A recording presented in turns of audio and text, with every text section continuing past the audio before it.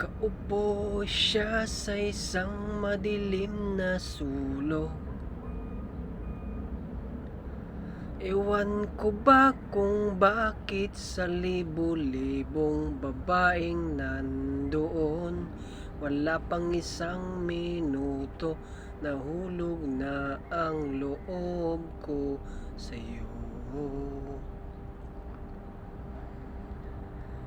Gusto ko sanang marinig ang tinig mo, umasa na rin na sana'y mahawakan ko ang palad mo.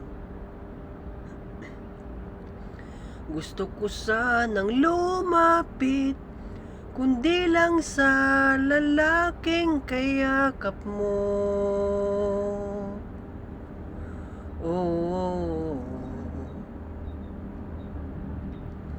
dalhin mo ako sa iyong palasyo,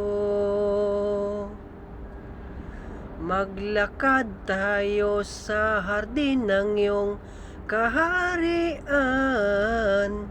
Wala man akong pag-aari, pangako kong habang buhay kitang pagsisilbihan, o aking prinsesa.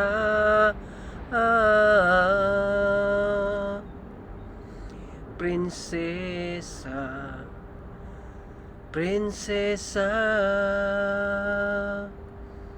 prinsesa.